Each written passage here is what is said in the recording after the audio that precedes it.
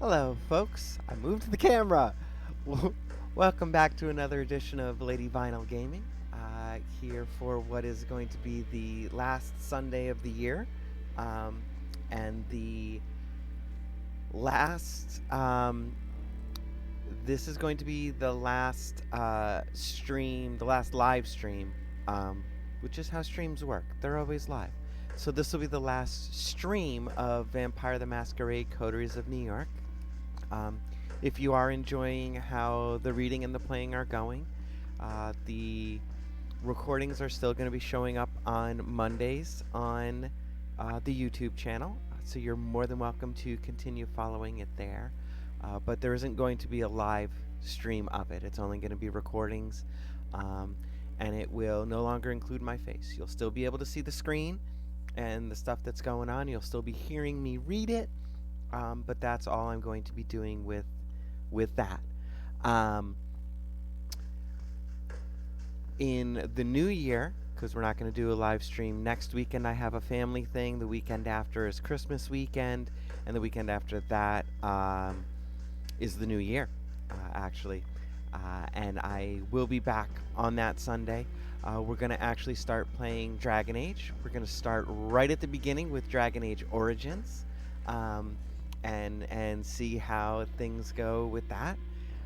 I'm hoping to go through on the Sunday streams and do all three: Dragon Age Origins, Dragon Age 2, and Dragon Age Inquisition. I'm hoping by the time that's done, well, I'm going to be honest. I'm hoping first and foremost that Dragon Age Inquisition will actually be working on my computer and I'll be able to stream it by the time we get to it. And then I'm also hoping that by the time we finish that, Dragon Age 4 not only will be out, but will also be in the Game of the Year, Ultimate Edition, whatever, so that I can get all the DLC and all the stuff all at once through the Steam sale, because they're not cheap games, and do it that way. So yeah, that's the goal for the Sunday streams. We are not live at the as in this itself is not going to OnlyFans, but OnlyFans is a true thing that we have going. You're more than welcome to subscribe to the page there and see the games that I've already recorded. OnlyFans is not letting me live stream yet, so I haven't been streaming there. But I have been putting up videos. I tried Chrono Trigger. It just wasn't really one of those games that's conducive to good streaming. I did switch to a game called No Place Like Home, which is honestly a lot of fun to play, and I'm kind of enjoying it so much I may be doing extra videos instead of just one a week of it. So you're more than welcome to join me there as well. Getting back to Vampire the Masquerade: Coteries of New York, what we have found, or what we have gotten to, is we have helped with a couple of the different people that are not technically our sire. I'm going to call her our... Well, she wouldn't be the patron. Wait. We're her patron? She's my patron. The patron is the person that actually does the thing. So the person that saved my life, I'm going to call her my current sire. We're going to do that. So my current sire sent me on a few different other vampires to assemble my own coterie from. We did one with a gang. No, he wasn't a gangrel. I think he was one of the Thin Bloods. Well, no, we had done it with somebody who was indebted to the sheriff.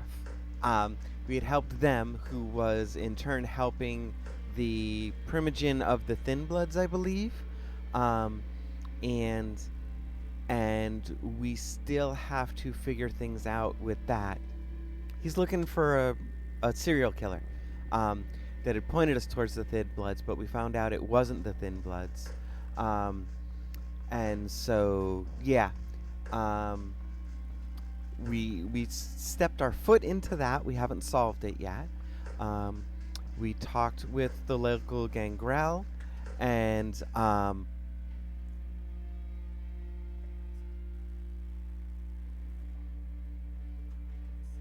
oh, um, so yeah, we have some stuff going on in the house.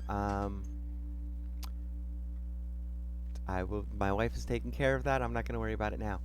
Um, we had helped out the gangrel computer hacker, and she ran a con on us technically, but we stepped up the way we should have and helped her out, and it was all good. Um, Actually, is she gangrel or is she Malkavian? I think she's Malkavian. Um, she has multiple personality disorder. So yeah, so we did all of that. So let us get back to where we were on night 5.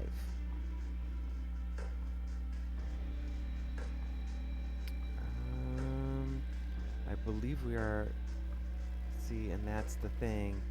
I'm not sure which one is where we are. That's just going around a thing. We've either just started or just woken up. That's the gangrel. So yeah, we didn't deal with the gangrel.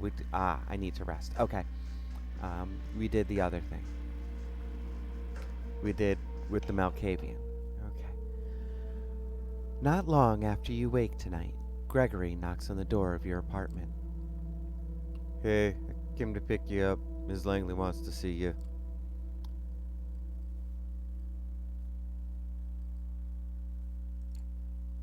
Any idea what she needs me for? I'm not in the position to ask. He smiles politely. The car's waiting, shall we?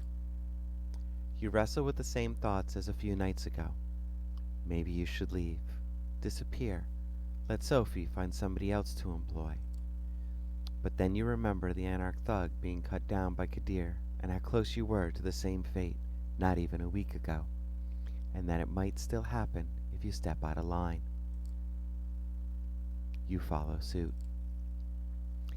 As with your previous visit here, Sophie seems not entirely present when you enter. Her eyes are locked onto one of the paintings in the room. You're pretty sure it was here earlier, but she's behaving as if she's seeing it for the first time in her life, entirely entranced. Gregory clears his throat. Sophie turns to the both of you, a bit of irritation in her countenance that soon gives way to a pleasant, warm smile. You're here. Excellent. Thank you, Gregory. Her driver leaves, and she turns her attention to you.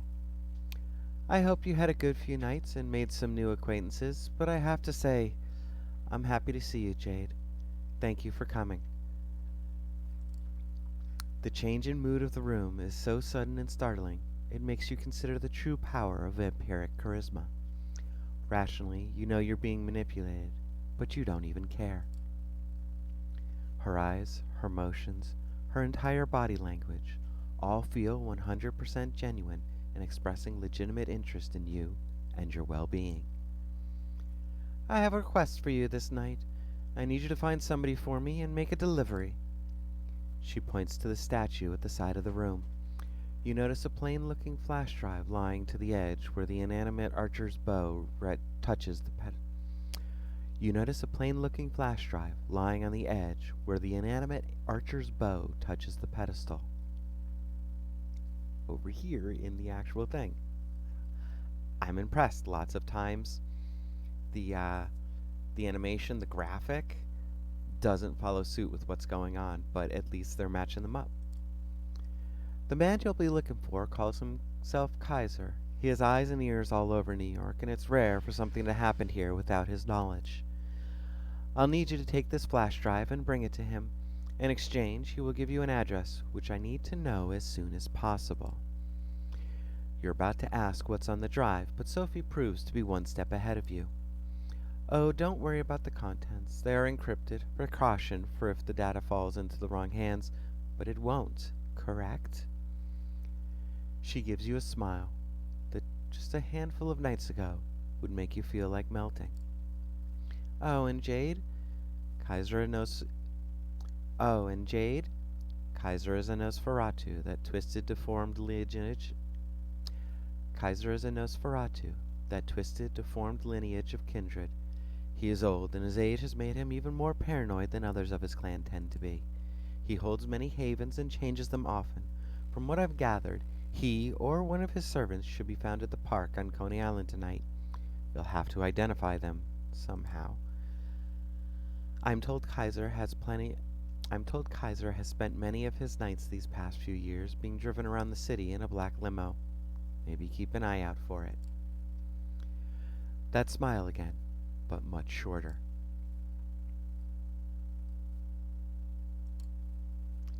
Anything more you can tell me about Kaiser? He's been here a long time, about as long as I have. He got into a lot of trouble for exchanging information with both the Anarchs and the Camarilla in the past, but ultimately got off scot-free. Kaiser's web of information proved to be strong enough to shield him from the consequences of playing both sides. Some say that's the best proof of his abilities.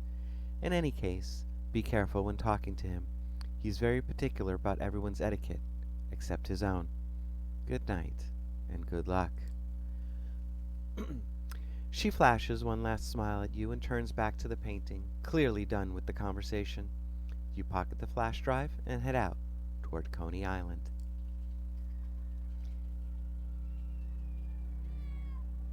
It takes you the better part of an hour to reach the lights and sounds of the Coney Island amusement park from the city. The drive is almost pleasant this time of night. Thank God for Belt Parkway. There are plenty of people here tonight, but nobody who stands out as a traveling purveyor of secrets. Then again, if they did stand out, it would be kind of pointless, right? Nothing to do but figure out the right approach. There are plenty of nooks and crannies to investigate around here, but if Kaiser frequents this area, there has to be some kind of clue to grab onto, right? You spend a good hour snooping around, eyes peeled for the black limo Sophie mentioned, or any sign that a Nosferatu, or any vampire, has their haven around these parts. Zilch. Annoyed, you turn back towards the lights of the amusement park, only to find a man standing in your way. Wearing an oversized jacket, he has the air of a junkie or dealer about him. Who knows what he's got in those pockets? You lost? Nah, I'm not lost. Just taking in the sights. Sure you are. He looks at you intently, like he's trying to guess your real purpose here. Get out of here before I kick your ass.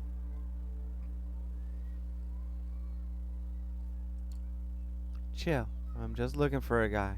Drives around in a black limo. Stops here sometimes. Ring any bells? No idea what you're yapping about. He's a terrible liar. Clearly full of shit.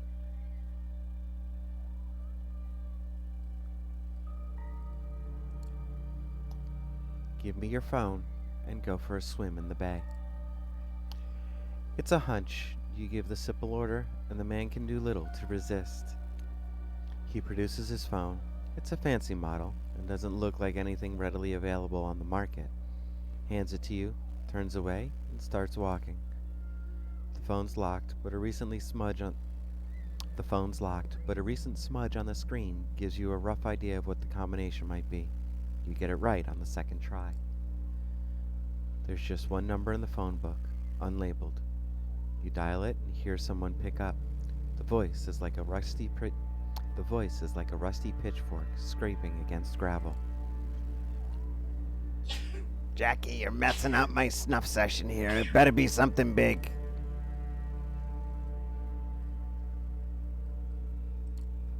Hi. I have something for you from Sophie Langley. Care to come pick it up? Silence. Not even a sound. The call ends. You trog? Not even a sound. The call ends. You try calling again, but the number is blocked. Nothing to do but wait to see if he shows up. Not 15 minutes pass before a black limo stops near where you're waiting. One door opens in invitation. The inside of the limo used to be a luxury lounge, the kind where with a stripper pole and a bar full of alcohol, but it currently has none of that. Instead, there are monitors and consoles. There are dozens of displays, each one showing something different. Surveillance camera footage, stock market quotes, television news, emails, tweets, silent movies, lo-fi footage of a gory torture session. Lo-fi footage of a gory torture session. You wonder if the limo's owner can focus on anything while surrounded by all of this visual noise, and then realize there's nobody there. Or is there? A man blinks into existence on a leather-covered couch, attempting to maintain something that approximates a regal presence. You're 100% sure it's Kaiser. Surrounded by dimly lit computer screens, his features are even more ghastly than you imagined. All sharp angles of twisted bones, mangled flesh, and crooked teeth. He bears them in an awful parody of a smile. Suddenly, somebody grabs you from behind, twists your arm, and pushes your head against the car's roof. I got them, boss. I have them. The Nosferatu chuckles. Oh, congrats, dickweed.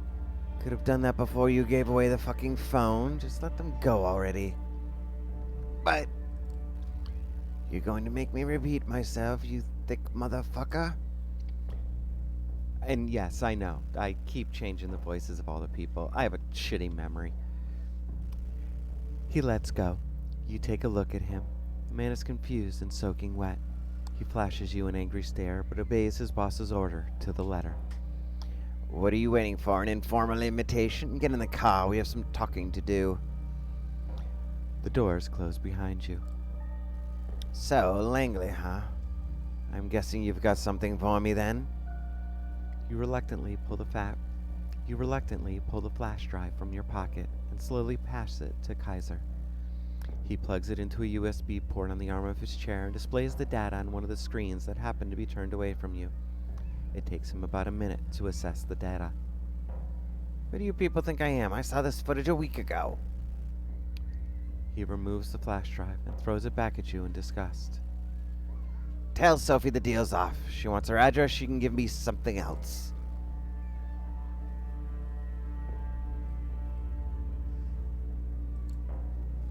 You take on the most persuasive voice and amicable stance you can in what basically constitutes the lair of a megalomaniacal monster. Come on, man. Don't send me back empty-handed. Take the data and honor the deal. It'd mean a lot to me. The sound the Nosferatu produces is supposed to be laughter, you think. You're pretty sure he'll fall over and die at any second if it's anything other than that. Ooh, and look at me. I'm so pretty and well-spoken. I'm gonna feed you this bullshit, and you're gonna cram it in and ask for seconds. Who the fuck you think you are? You know what I should do to you for trying to pull that trick on me? I should mutilate your face and rub sulfur in the wounds, rip your tongue out, and use it to stuff a fucking turkey. Only, see, I'm in a gracious mood tonight. Plus, I hate turkeys. They disgust me. So I'm gonna give you a chance to make this little transgression up to me. I'll contact you. Maybe I'll even throw in that stupid address so Langley can shove it up her cunt. But right now, unless you want me to get really pissed off, you'll show yourself out. You're pretty sure you're done here. You get out, close the door behind you, and the car immediately starts backing up. The opaque window slides past you, and soon the limo is on its way. Kaiser's lackey is nowhere to be seen, so you make your way to your car and drive back, wondering what tomorrow brings. The hunger calls to you. The city skyscrapers, the seemingly never-ending sprawl of the boroughs, it's all a prison. You need to get out. You need to take back control over your life this instant. The memory of your sire's the memory of your sire's frosty blue eyes mock you, tempts you to show your dominance, to prove you have the guts to take what you want. Feeding. That's just the thing. Coaxing, no, ordering a mortal to bend to your will, drinking deep from their lifeblood. Faces pass by. While some look more ravishing than others, any would do right now. You compose yourself, your rational mind fearing a blatant breach of the masquerade's temporary hold over the beast and its compulsions. Calming yourself. Calming yourself is a small victory in and of itself.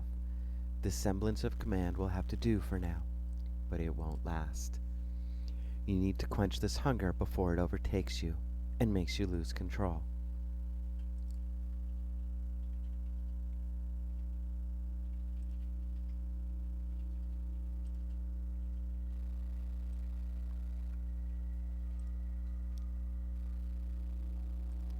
We're gonna go see Tamika in the park because I'm hoping in the park I can also feed. Let's see what happens. You make your way through the Grand Army. You make your way through the Grand Army Plaza, passing the Soldiers and Sailors Memorial Arch. You can't help but feel a tingle of nostalgia as you picture the place as you've seen it countless times, in broad daylight, teeming with life. You quickly get over it and pass through the northwest gate into Prospect Park. The park is its usual maze of unkempt foliage and dimly lit alleys. Silence hangs in the air, as it would at this time of night, and there doesn't appear to be any sign of kindred presence. You start to suspect Langley's source fed her a bunch of bullshit, but you're not willing to give up just yet. As you ponder your options, you hear footsteps coming from behind a line of trees. Quick but evenly paced, most likely a late night jogger. No vampire would take kindly to you feeding in their domain, but then again, perhaps you can kill two birds with one stone. You lock onto the sound of footsteps. Predicting the runner's path, you move swiftly but quietly to intercept them. You hide behind a tree and wait for your prey to get closer. Mere seconds later, a young man in an off-brand tracksuit trots into view. You notice the buds in his ears beat heavy music bleeding through. That should make things easier. Just as the man passes by, you emerge behind him and plant your hand firmly on his neck. He struggles at first, desperately trying to break free of your grasp, but as soon as your fangs pierce his skin, panic gives way to peaceful submission. You feel elated as the warm liquid trickles down your throat. The fresh fetus washes over your senses, sending an orgasmic shiver along your spine. Somewhere in the deepest, darkest crevices of your mind, the beast stirs in its slumber. You stop feeding just in time, your hunger satiated, the beast fast asleep. You sit the dazed victim on a nearby bench.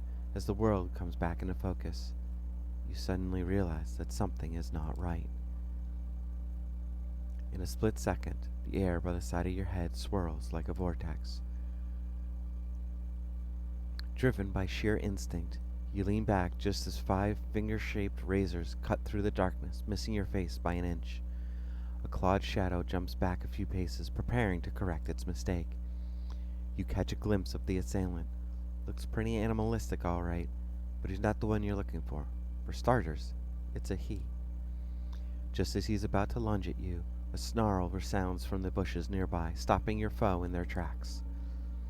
Out of the shadows emerges a young woman, baring her teeth ever so slightly. She walks over, calmly, her eyes fixed on your assailant. Her presence is enough to make him reconsider attacking you, but not to withdraw completely. He glances over to her, puffing up his chest. Stay out of it, Tam. I smelled her first. Tam, how about that? She raises an eyebrow, but remains silent. Her compatriot turns back towards you. You shouldn't have come here, girlie. I'm gonna fuck you up so bad you'll be wearing your tongue as a fucking necktie. Tamika looks at you, expectantly.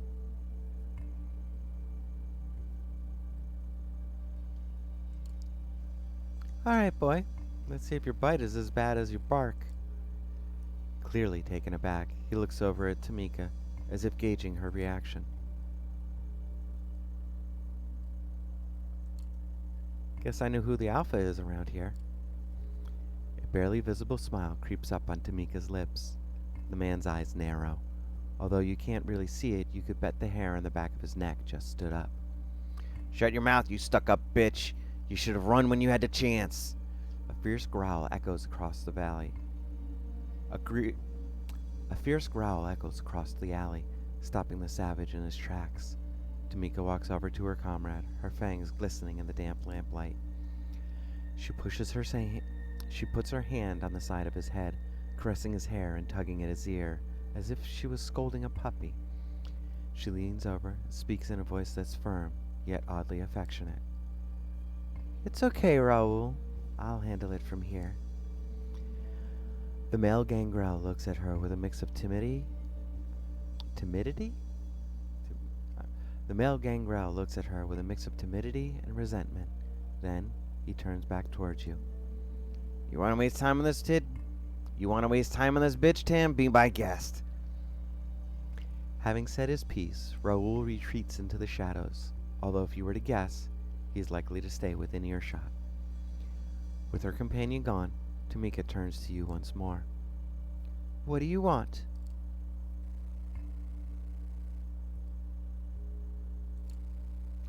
Short story.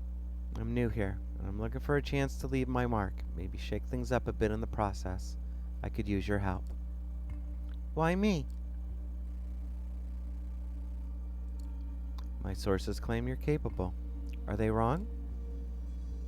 No, I guess not. But if you're so well informed, you should know that I don't whore myself out for mercenary work.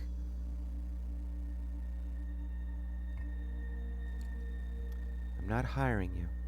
I'm offering you my help should you ever need it, and in time, perhaps also my friendship. Do I strike you as someone who needs a friend?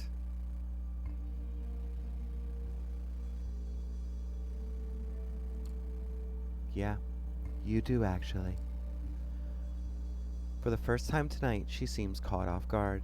You decide to press the advantage. Look, I know what happened to your sire and how your people got shafted, but I'm not here to screw anyone over. I just want to make my own way.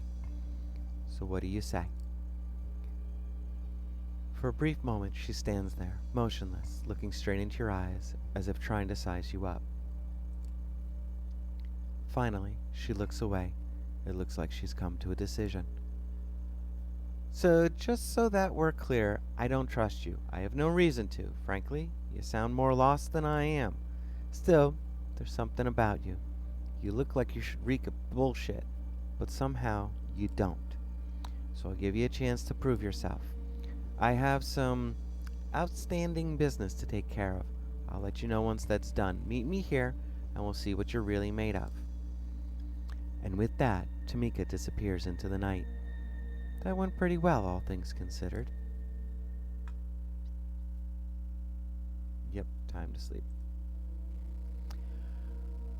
You're walking down the street towards your haven. In some other town, the sidewalks would be deserted this time of night. In New York City, there are plenty of passerbys going about their business. It's easy to be paranoid when you're a vampire surrounded by a crowd of humans. The kindred have many enemies, and all those enemies have one trait in common. They're invisible, indistinguishable from normal humanity. Other vampires, hunters, all look like people. Is that old man just a tired restaurant worker, or a kindred thrall trailing your movements? Are the officers idly waiting in a patrol car, ordinary cops?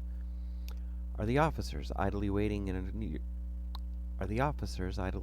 patrol car, ordinary cops, or Second Inquisition specialists looking to end undead threats? This kind of thinking leads to madness, but you can't shake the feeling that someone is watching you. It's not the first time you felt like this. Whatever this is, it's probably something you have to take care of. Best case, someone is tailing you. Worst case, you'll be attacked and killed. Unfortunately, being undead has its limitations. The sun is coming up soon, and you'll burn to a crisp if you stay on the streets. You reach your haven and settle in for the day, disconcerted by the idea that someone might know where you sleep.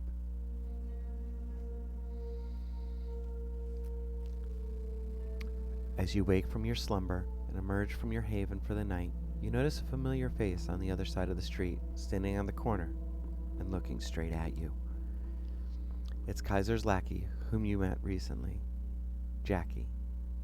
He nods to you, encouraging you to approach. You can tell he's guarded and suspicious after what you made him do the last time you met. His hands are outside of his pockets, though. A sign of goodwill? I will say, for a lackey who is at least not as powerful as I am, if they even are an actual vampire, hands out of pockets is a sign of goodwill. Because it means they're not about to pull something right immediately then and there. That's close enough. Let me guess. This is not a social visit. Kaiser sent you? Don't say his name out loud, idiot. He takes a look around just to make sure nobody's...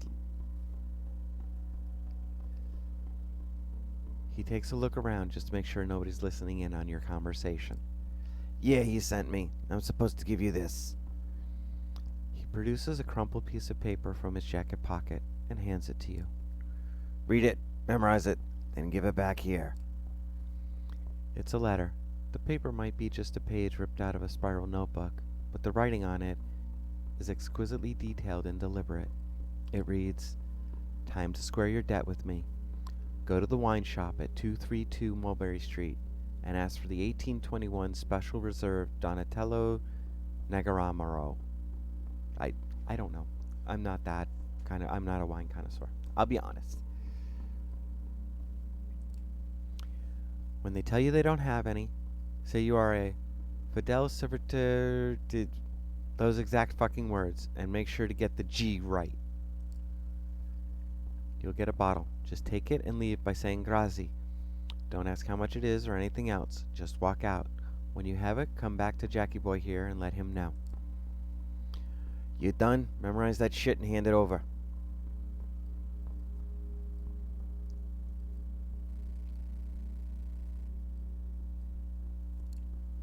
Letters, password. What's all this cloak and dagger nonsense?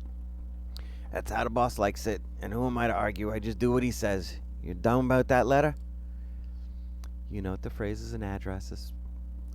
Mentioned in the letter, then hand it back to Jackie. He immediately reaches for a lighter and burns the letter, putting out the ashes with his boot. So yeah, when you do what the boss asks, come back here so I can tell you where to go next. I'll be in that alley over there, so find me when you have the item and whatever it is. I don't know, and the boss made it extra clear that I shouldn't care, so I don't. See ya. He shuffles away and leaves you to pursue the lead from the letter. Time to pay a visit to Nolita. You arrive at the address mentioned in the note. Not counting local restaurant patrons, the street is mostly empty at this time of night. But curiously, the wine shop is still open. Inside, a small middle-aged woman with curly hair stands behind the counter in front of a wall filled with wine bottles. There's a door at the back of the room with a small table and chair occupied by a man in a black faux leather jacket with slick combed back hair. He's reading a newspaper, but pauses as a little bell rings when you open the door. He takes a sip from a small steaming cup, then gets back to his broadsheet. Good evening. How can I help you?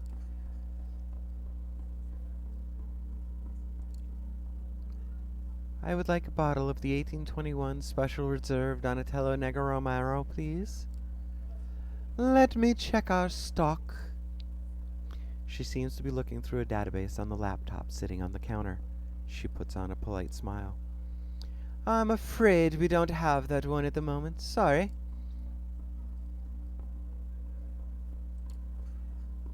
I'm a fidel servitor della Familia G. Ah, in that case, let me see if we have any in the back. Wait here, please. The woman leaves the counter and goes through the doors in the back.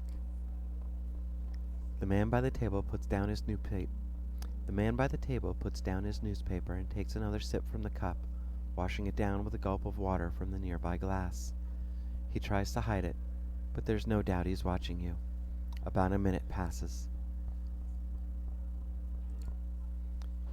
You remind yourself of what Kaiser wrote in the letter and keep quiet, patiently waiting for the woman to return from the back of the store. The man finishes his drink and starts doodling on the newspaper, his eyes darting to you ever so often. The doors to the back of the store open, and the proprietor emerges with a small, unlabeled, squat bottle of crimson liquid. She gives you an apologetic smile. "Excuse me, sorry for taking so long. Turns out we did have it." She offers you the bottle, and you reach out to grab it, but she retracts it. "You do know what this is, don't you?"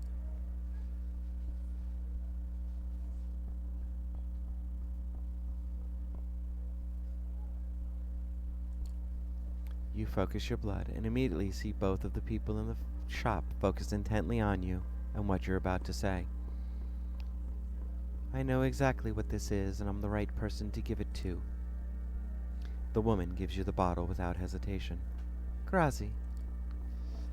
Deciding you've pushed your luck far enough, you nod and exit the store, then take a brisk walk to your car. Nobody follows you as you leave Nolita and drive back to your apartment. It takes you some time to find a parking spot, but you finally get out of the car and start looking for Jackie. He's not far from where you parted ways just under 2 hours ago. Got the goods?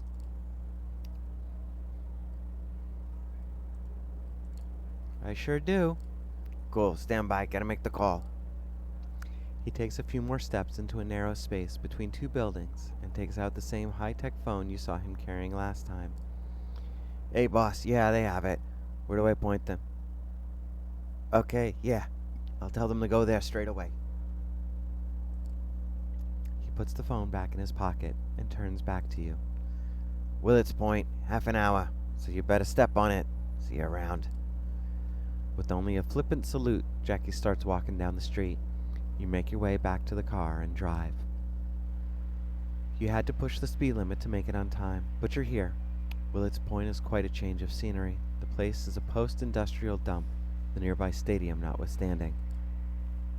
You stop your car once you realize that if you go any further down, the potholes will kill your chassis. You step out into one of those gashes into the asphalt, splashing in the ankle-deep water. Kaiser's limo is nowhere to be seen. In fact, the whole place is pretty much deserted, other than the apparent proprietor of a lonely bar, a middle-aged woman who's just locking up the place.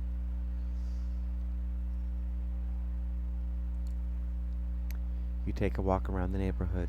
It mostly consists of rundown shops and garages, with more than a few derelict cars left over the years to rust. You imagine it must be a great place for one of the sewer rats to hide out. You imagine it must be a great place for one of the sewer rats to hide out in, so you're on your guard the whole time. But as far as you can tell, you're the only kindred here. It's only when you hear a car stopping nearby and see that it's apparently Kaiser's black limo that you relax a bit and approach it. Same as last time, the car doors open, but nobody comes out. You know the drill. This time, Kaiser is visible when you look inside. You sit down and close the door behind you. "So you pulled it off without a hitch, then? Give it here." You hand the bottle over to the Nosferatu. He uncorks it gently, takes a whiff, and puts the cork back in. "Yes, that's the stuff. I can see you're useful beyond your charm with the subtlety of a battering ram. Good to know." Here's Langley's precious address. He passes you an envelope with what feels like a thick card inside. "Thank you, Mr. Kaiser." Yeah. I'll send Jackie over if I ever need anything else from you. How about that? Time for you to get out now." He waves you out of the car. With the envelope in hand, you get out, back onto the torn asphalt and decrepit surroundings. The limo slowly drives away. Finally, you can return to Sophie and bring her what she wanted. Gregory lets you in. You hear a shrill, unpleasant laugh, and you realize Sophie's having a guest over. He's the man from Elysium, the one with the glasses and good taste in suits. You didn't have the chance to talk to him last time you saw him. "Ah, Jade, so glad to see you. Tell me, did the two of you previously meet?" The man doesn't wait for an answer. He approaches you with an energetic, almost dance-like step and puts out his hand. Taurus Arturo, I've heard about you. Pleasure, pleasure. Thomas is a great source of gossip and an excellent conversationalist. I also have the prince's ear, which is the primary reason dear Miss Langley wishes to speak to me tonight. Good gossip, even coming from me, isn't nearly as valued. Sad. Sophie is taken aback by the man's direct comment, but smiles politely. The awkward atmosphere is broken again by the guest's grating laugh. I kid, of course I kid. Was about to leave anyway, so I'll leave you two to it. Good night, Sophie, Jade, Gregory boy. Sophie's driver opens the door for Arturo, and the guest steps out with a single wave of the hand towards his host and you. The door closes. The doors close. He's quite the character, isn't he? Yes, quite, but he has his uses. Thomas has clout in court and access to many juicy details on everyone from the prince to the lowliest primogen. It's useful to have him on your side, even if his eccentricity requires some patience. Speaking of patience, you've been putting mine to the test lately. Did you manage to contact Kaiser and acquire what I asked for? I do have it. He gave me this card. Apologies for keeping you waiting. She retrieves the envelope from you. What's important is that you have it. Did he give you trouble?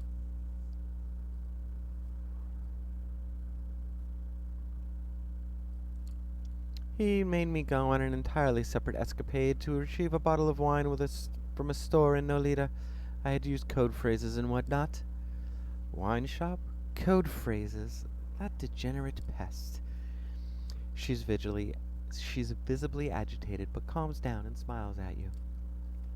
Don't worry about it. I'll make sure that whatever Kaiser had you do, it'll blow over. She opens the envelope and looks at the card. You notice the same lettering you saw on Kaiser's note from before, but can't see the details. Her eyes widen. Yes, excellent. I need to call in some favors. I will likely be busy for the next few nights. You have my permission to show some initiative, my dear charge.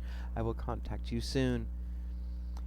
With that, Sophie ushers you outside, and you're left to do with the rest of the night's hours as you like. Okay. What's this? So much to watch for me. Oh.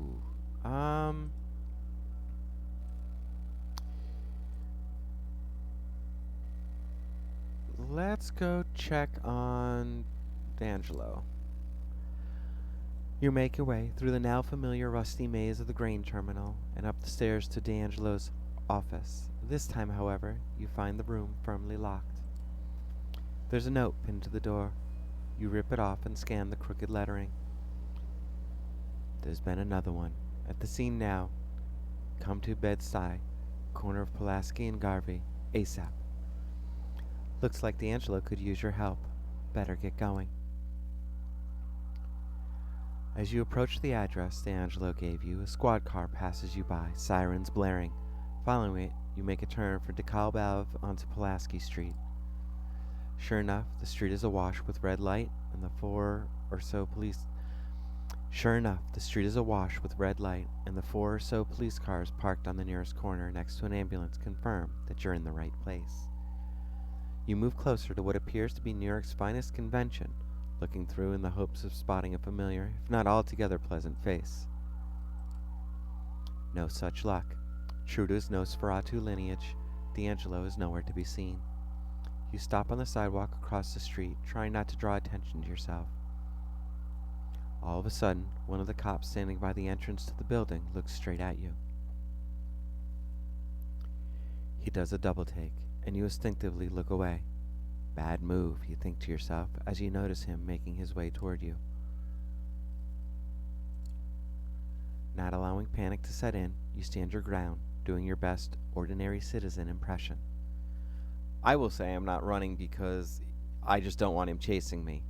I know it's not going to be an ordinary citizen situation. The cop waddles across the street towards you, his sense of authority putting that extra spring in his step. You try to remain calm, even as he puts his hand on his holster. Shit, you You can't help but mouth the word. This is about to get messy. Suddenly he stops, as if instinctively realizing that he was just inches away from grisly demise. He waves at you dismissively and yells in a thick Brooklyn accent. Hey, this is an active crime scene. Be on your way. Relieved, but trying not to show it, you put on your grumpy New Yorker face and start to walk away. As you make your way past a dark alley, someone grabs you by the arm and pulls you into the shadows. If the smell of cigars and cheap cologne didn't give him away, the gravelly voice sure does. Nice save. I mean, dumb to show your face around here in the first place, but still. Come on, I'm parked around the corner. Come on, I'm parked around the corner. Before you know it, you're sitting in the passenger seat of a busted old sedan parked half a block away, giving you a nice view of the police gathering.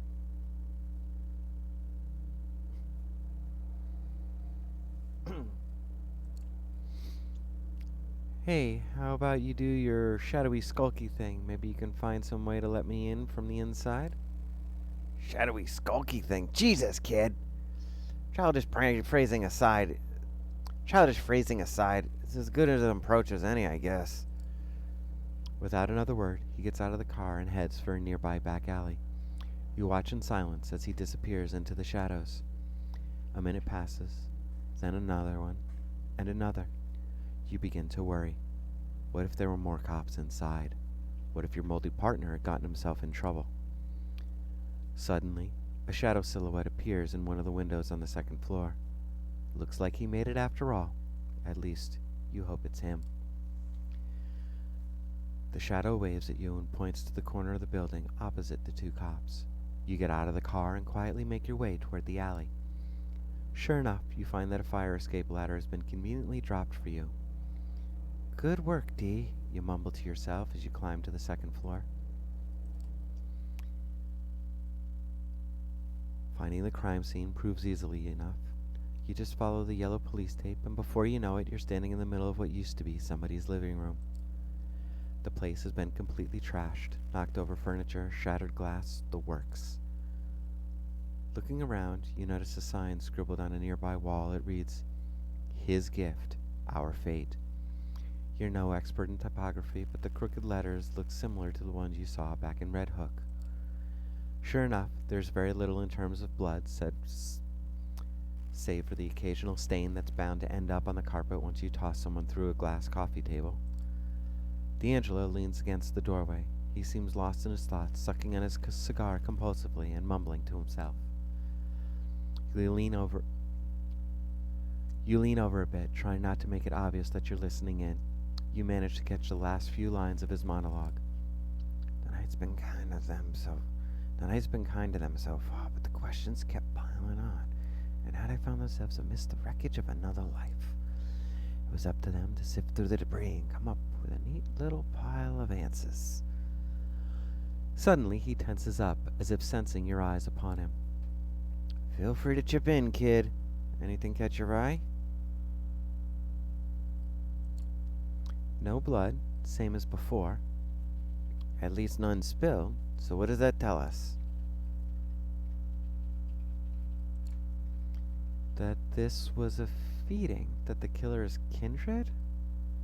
Might be the one we're after. Might doesn't make right. Let's not make assumptions until we see the body. See? Still, the pattern is consistent. God damn it, I hate where this is going. Which is? Me being right about thin blood involvement, I mean. Anyway, looks like we're not getting any more out of this place. No way around it. We gotta see the body.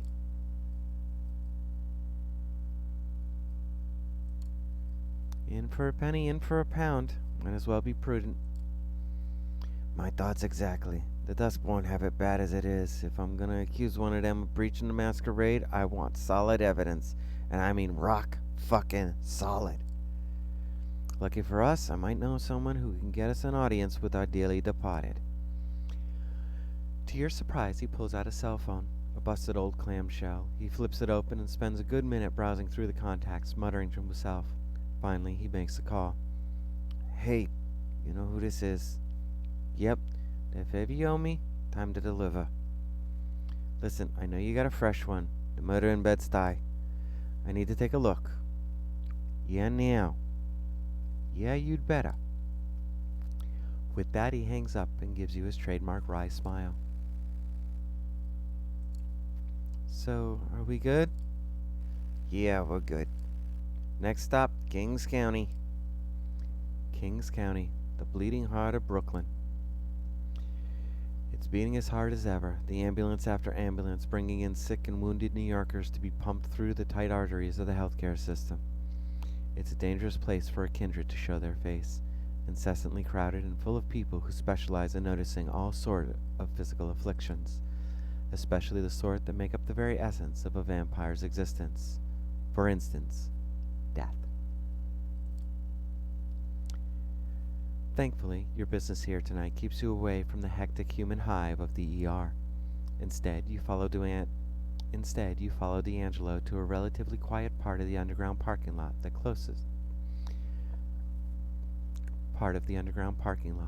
closest to your current point of interest, the Kings County morgue.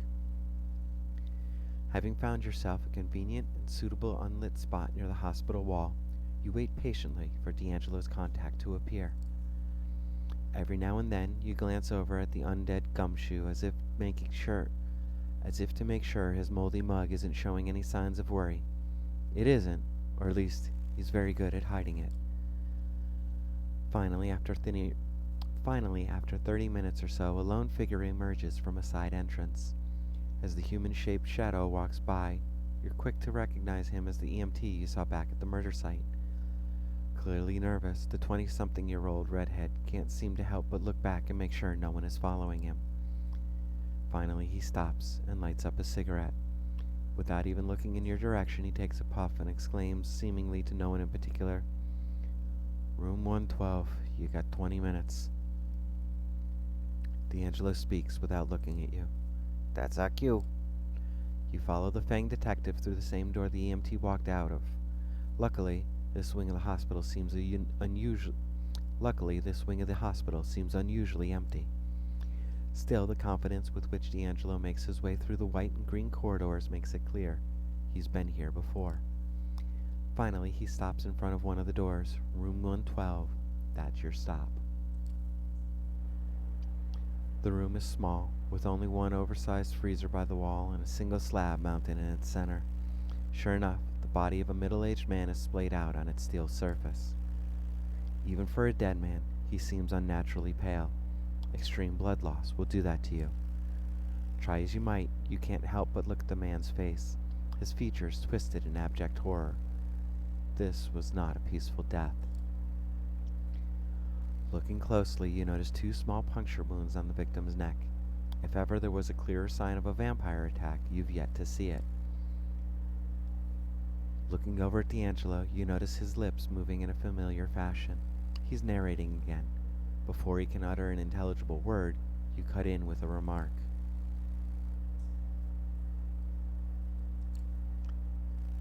"Those marks on his neck, is that what I think it is?"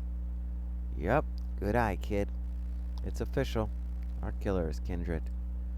Look at his face, though. Sheer terror. He was fully aware, all the way through. Killing aside, no Kindred worth their salt would allow that to happen. Unless they didn't even know better. This confirms it. We're looking for a thin blood." Fuck. As if on cue, the door swings open. A tired-looking man with a stethoscope. As if on cue, the door swings open. A tired-looking man with a stethoscope around his neck walks in, with his eyes fixed on his clipboard. He doesn't appear to notice you. Yet.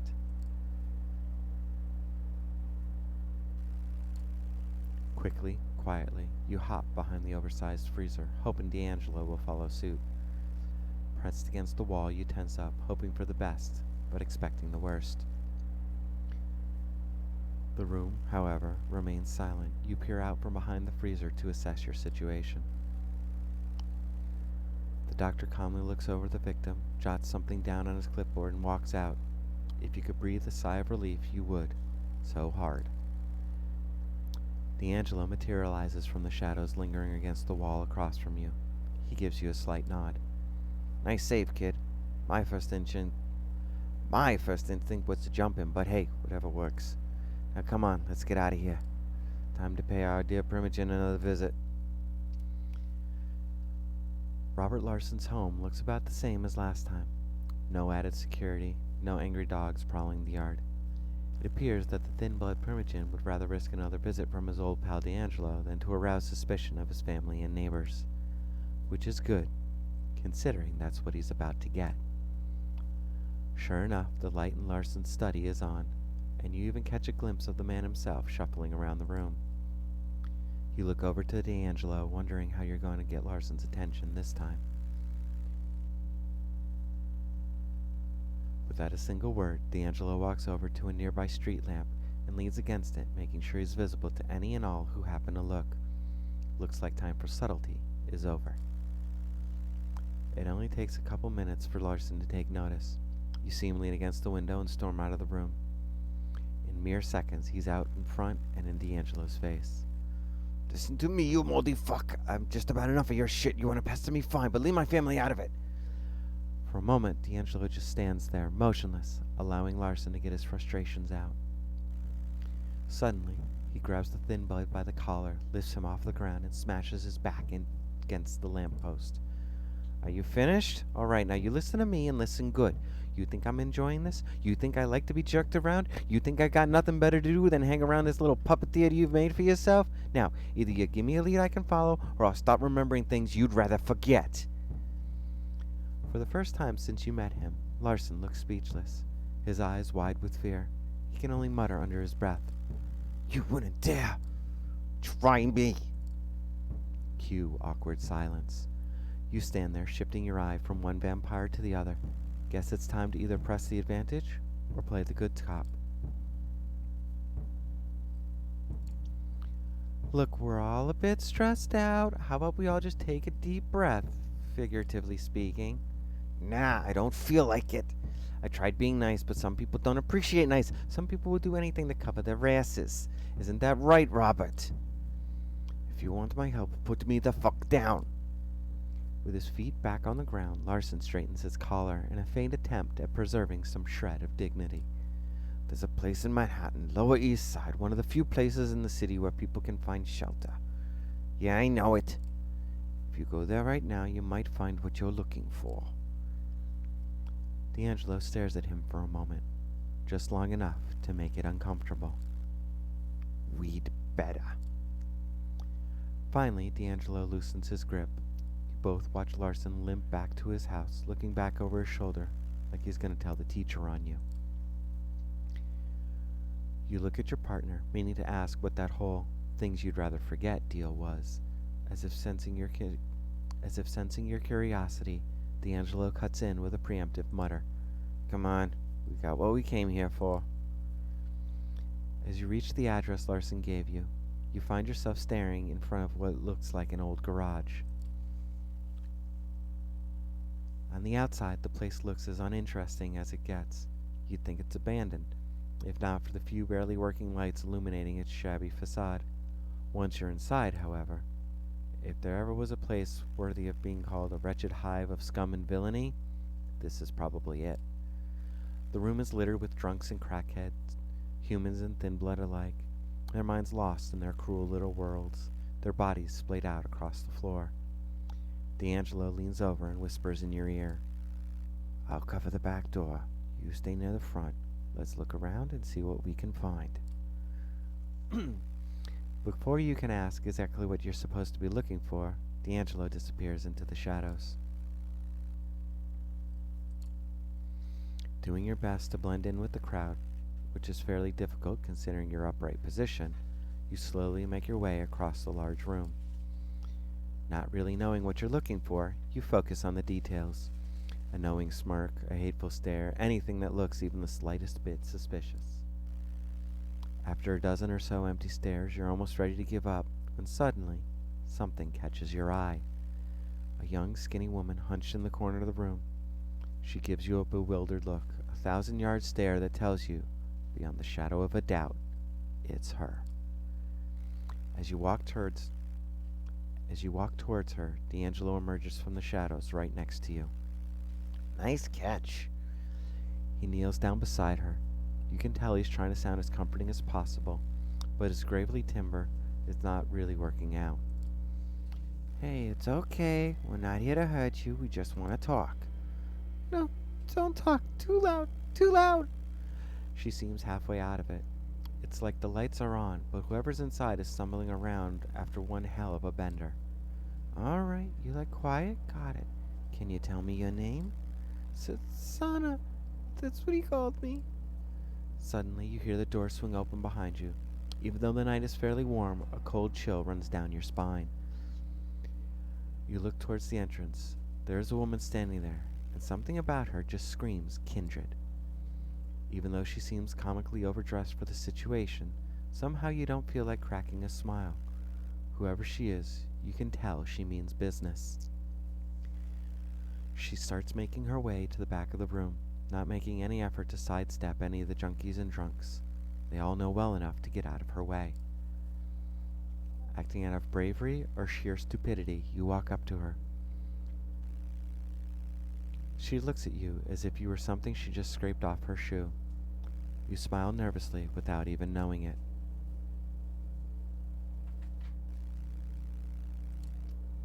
As soon as you open your mouth, her hand shoots out, grabbing you by the throat.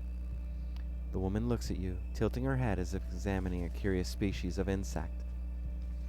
Suddenly, her eyes shift as she notices something behind you. Her face turns from disgusted curiosity to sheer annoyance. Yo. Hey, Val. That's my assistant you got there. Do you mind? She rolls her eyes. You feel the grip on her neck loosen, and you feel the grip on your neck loosen, and you awkwardly fall to your feet. She makes her way towards D'Angelo, pushing you aside like a rag doll. Where is she? You're gonna have to be a bit more specific, darling. Don't play coy, Ginny.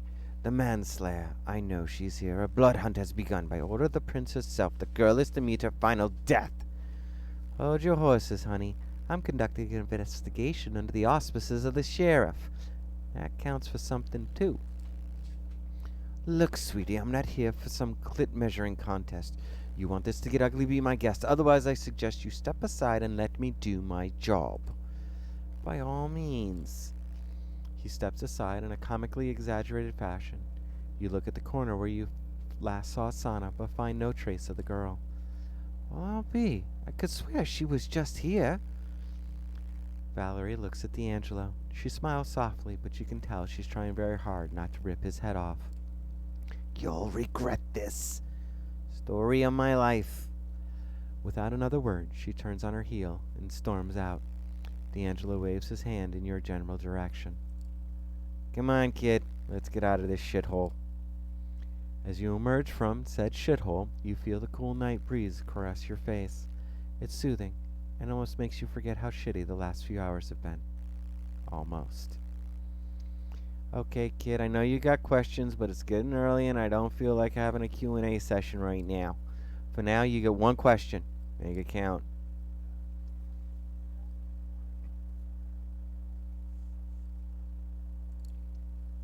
It's still hard to believe that the girl is our killer. Do you know where she ran off to? Not sure, but I might have some ideas. The important thing is, we know who we're looking for. Too bad Valerie knows it too. She's a scourge, kid. Part enforcer, part assassin. All around pain in the ass. We'll be seeing more of her. You can bet on that. And before you ask, yes, we'll run into each other. And before you ask, yes, we've run into each other in the past. No, I don't feel like talking about it. Alright, kid, I don't know about you, but I'm turning in. I'll figure some stuff out and keep looking for our girl. Feel free to swing by the office in a night or two. And with that, he stumbles off into the distance, not even bothering to keep in the shadows. Can't say you blame him. It really has been a rough night. As we are about to hit daybreak, I am going to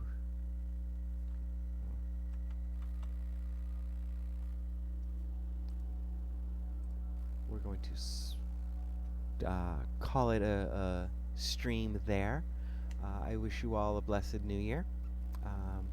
and whatever happy holiday you celebrate in this time of the year. We will be back the day after New Year's Day, um, but we will be doing Dragon Age, so more actual playing, um, and more active of a game. But you are definitely and always more than welcome to join me. Um, this stream will be uploaded and available on the YouTube playlist tomorrow.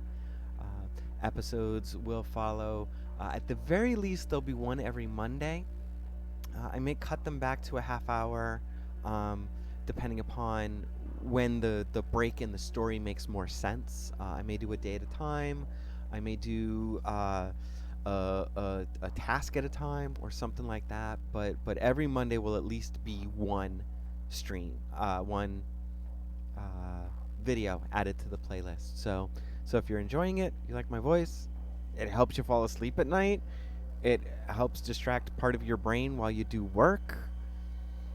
You just enjoy it. You're more than welcome to continue listening. Those will be available on the YouTube. So until the new year,